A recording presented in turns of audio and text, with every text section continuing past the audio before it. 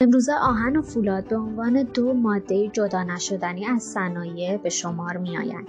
برای افزایش مقاومت این دو ماده در برابر عواملی مانند خردگی، زنگ‌زدگی و رطوبت، فرآیند گالوانیزاسیون بر روی آنها انجام می‌شود. این فرآیند به دو روش الکترولیت یا الکتروگالوانیزه و غوطه‌وری گرم یا گالوانیزه گرم انجام می‌شود. در ایران بیشتر از روش غوطه‌وری گرم استفاده می شود.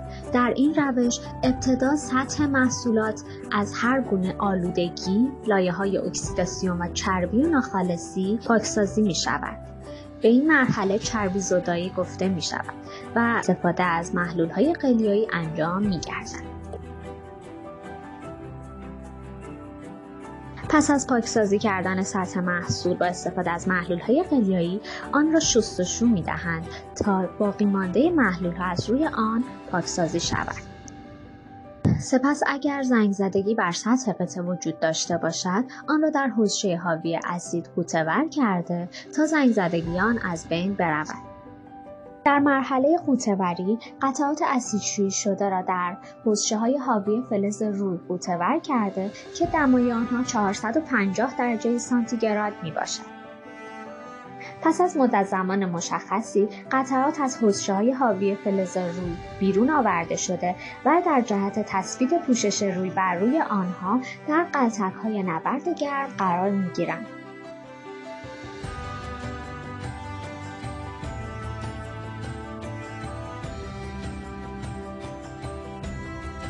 قلتک‌های نبرد گرم سبب تثبیت پوشش روی و از بین رفتن اضافات پوشش بر سطح ورق‌های گالوانیزه می‌شوند. در نهایت ورق‌های گالوانیزه در محفظه هوای گرم به خوبی خشک شده و در جهت بسته‌بندی و لیبل گذاری به انبار تحویل داده می‌شود. امروزه یکی از مهمترین کارخانجات برتر در تولید ورق گالوانیزه شرکت ورق خودرو واقع در استان چهارمحال بختیاری و شهر شهرکرد میباشد. شرکت شهرکرد نیز برای تولید محصولات گالوانیزه از روش غوطه‌وری گرم استفاده می‌کند. در نتیجه ورق‌های تولیدی آن ضخامت بالایی داشته و استحکام چسبندگی مناسبی نیز دارند. ضخامت پوشش شیت‌ها به صورت پیوسته کنترل شده و در نهایت نیز با مراحل اسکین پاس و تنش لوله ورق‌هایی با خواص مکانیکی و ضخامت مد نظر تولید می‌شوند. در پایان کار نیز برای نگهداری و بسته‌بندی مراحل کروماته یا روغنکاری انجام می‌شود.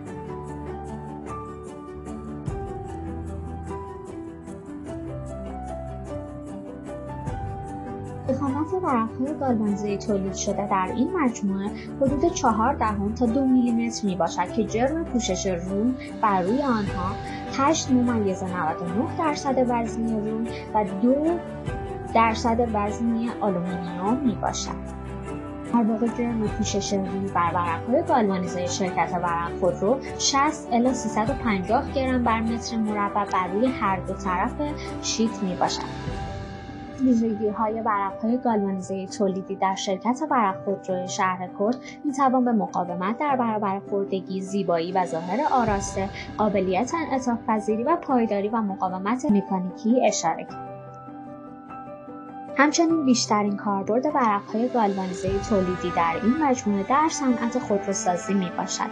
گریدهای ورق گالوانیزه نیز در این مجموعه با بهترین کیفیت تولید میشوند که از بین آنها میتوان به گریدهای DX51، DX52، DX53، DX54 و DX56 اشاره کرد.